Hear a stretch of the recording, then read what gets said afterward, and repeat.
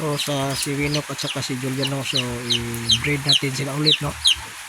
Yung nasa malaking kulungan yan si Julia, yung babae nating limuko, no, na madalas mangitlog sa kulungan. So ito yung pangati nating si Winok na 13 years old. So i-breed natin sila ulit para mayroon tayong inakay ulit, no. So yung mga inakay nila ay binigay ko na sa gustong mag-alaga. Ngayon i-breed ko na sila ulit, no.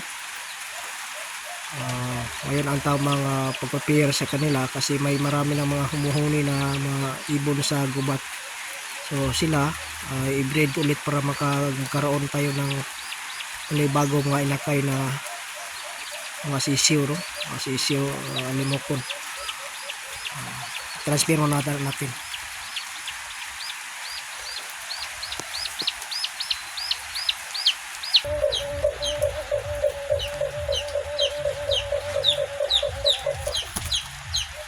So yan, si Winok natin, yung pangati.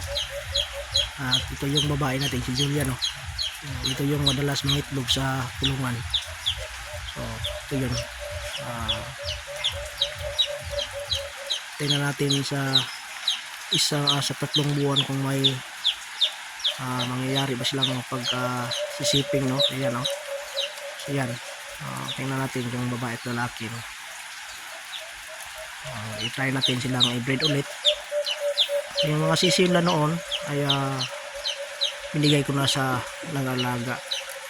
So tiningnan ko sa binigyan ko ay marunong naman sila mag-alaga, no? So i-breed natin ulit sila.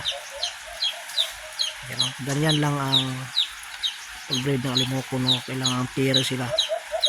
Yan, no?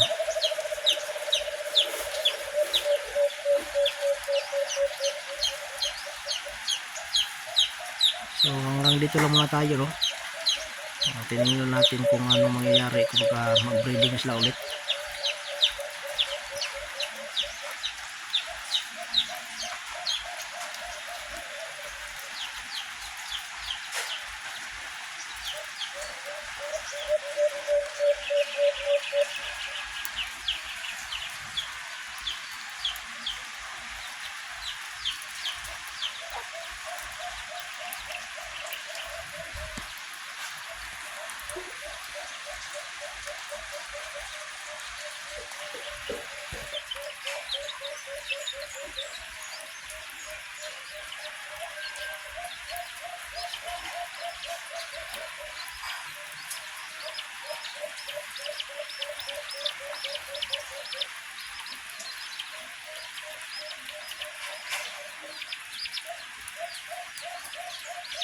Tingnan yung lalaki at namamarako na siya, no? So yung lalaki namamarako na.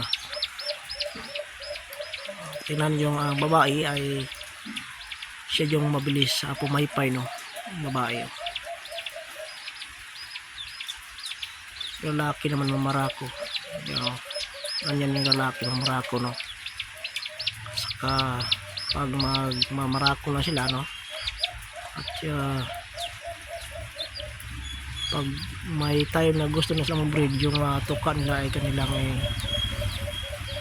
isipin sila, no? Pag-aabot yung mga tuka nila ng dalawa.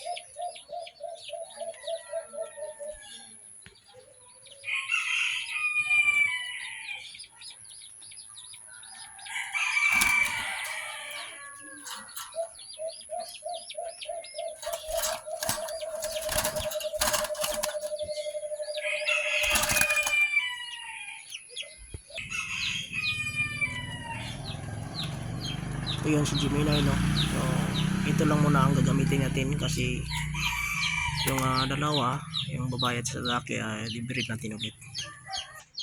Ano naman ditong bagong undertail itong mabilis na itong humuni dito sa bahay.